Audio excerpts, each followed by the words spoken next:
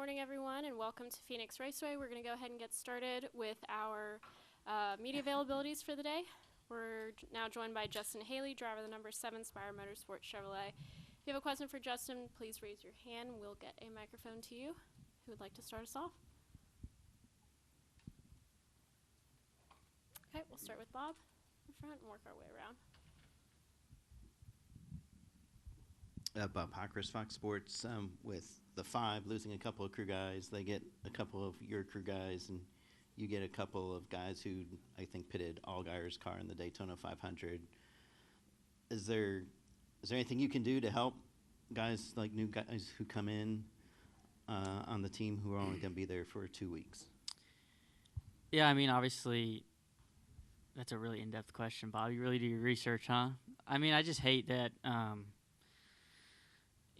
with how the system of NASCAR works, right? Like, it hurts us. I don't know if the 5's going to get really hurt that well, losing 2 guys because they got 2 really good guys that were on the 7 car, right? So, I mean, I have full confidence in the Hendrick Motorsports pit crew team, right? But they are newer guys that got put on my car, and this is their opportunity to show what they're capable of. So, yeah, I mean, I don't really think that we're losing much either, but it's just a weird system, right, how it all kind of pans out. So, yeah, Coach says they're ready. Obviously, we're good on Allgaier's car, the 500, but definitely a weird situation because, right, we didn't really do anything wrong.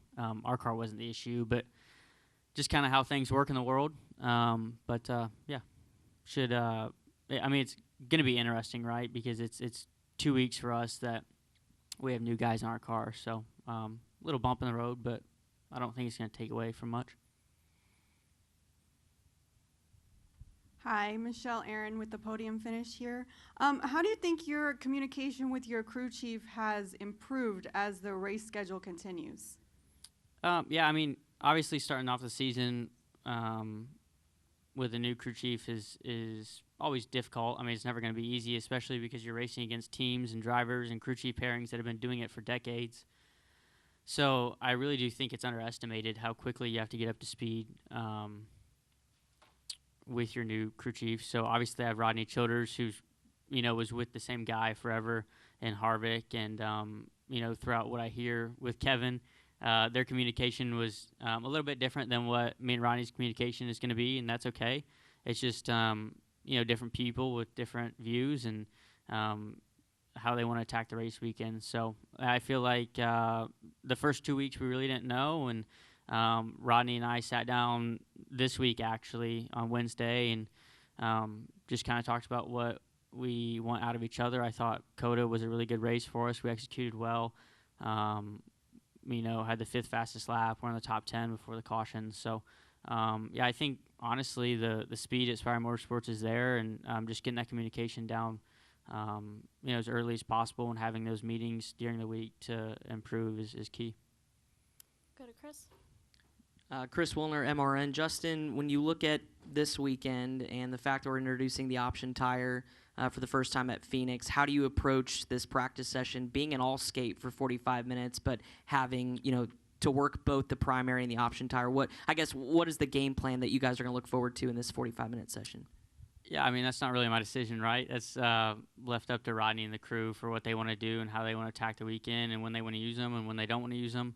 I'm just going to try to give the best balance read I can on both, see if there is a shift of balance between the 2 tires, and then just try to run the 2 tires out as long as possible, right? I think our game plan, like this week, was when do you want to use them in practice, because you want to wait for the track to rubber in as much as possible with the cup rubber.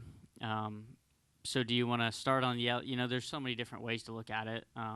But I think for us, we're going to start on the yellows and run those out for as many laps as we can, probably a whole green flag run, and then come in and put the reds on. But, I heard from other teams that wanted to put the reds on when the track was green and let it rubber up and then put their primary tire on with, race rubbered up track. So there's different ways to view it. I'm just kind of whatever Rodney tells me I'm going to do, and we'll be okay. Come right here. Burns, Cronkite News. Kind of sticking with the option tire. Do you like the fact that they're doing the option tire this weekend? And what have you heard from other drivers about their opinion on what's going on this weekend? I haven't talked to anyone about it, and I really haven't really done much research into it. So I think it was okay at Richmond. Is that the only time we've used it once? So yeah, it's fine. We're all in it together, right? It's another variable for us to either get right or mess up. So yeah, it just comes down to strategy. But I certainly don't hate the idea. Go to Christian. Looking ahead to Las Vegas next week, wind traditionally sometimes a problem there. How do you deal with high winds at a place like that?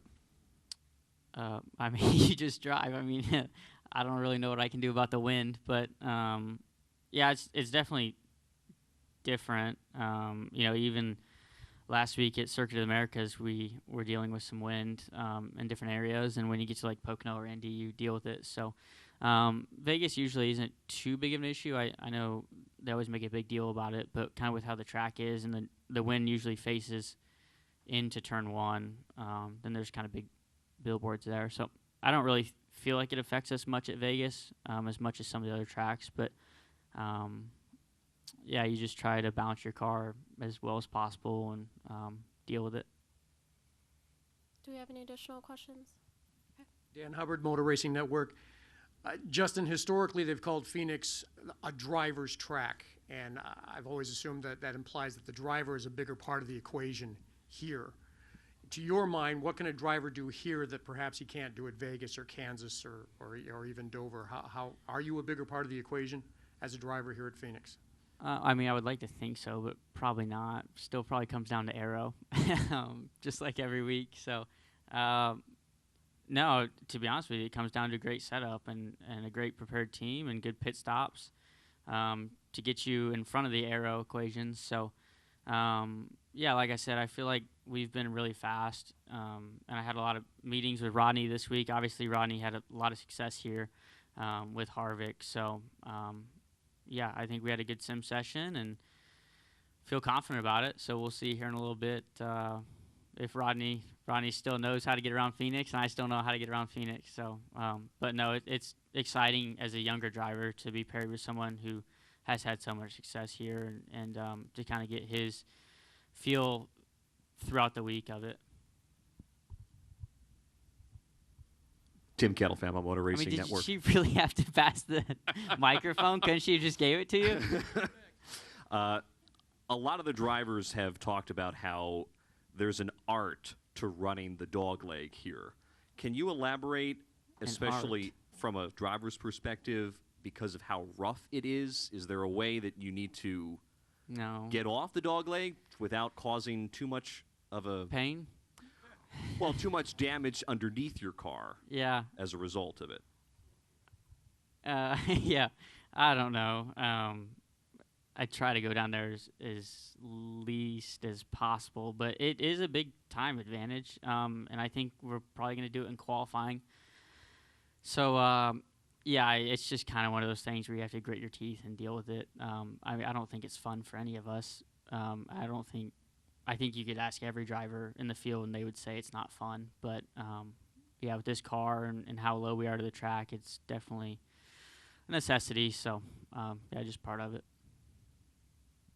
Any final questions for Justin? All right, just one more. I know. We'll I was close. close. We'll close with Dustin. I was close. Dustin Long, NBC Sports. Justin, can you give me a sense of going into the session with this tire, what you're going to be looking for, and can you also give me a sense, maybe based off of Richmond, I know it's different, is how different is it for the driver when you switch from a primary to an option tire? What more do you guys have to do, or I mean, is it just the same thing? Yeah, it just depends on the balance shift. Like I said, obviously the option tire is going to be faster, so you'll have more grip and you'll feel better about your car. Yeah, just like I said, the balance shift. I feel like at Richmond, my car was similar on both tires, and I think that's kind of what you want. Yeah,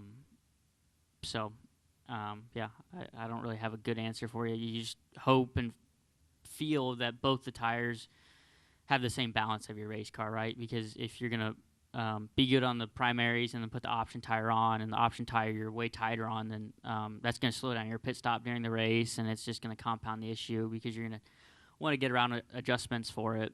So, yeah, just trying to think about that. But, I mean, to be honest with you, you're still spending 90% of your race on the primary tire. So, does it matter? Probably not. You just need to know when to put them on, right? If we knew Monday when the cautions were going to fall, we'd all be a lot smarter. So, yeah, just how lucky can you get? Yep. Thank you, guys. Thanks, Justin, and good luck this weekend.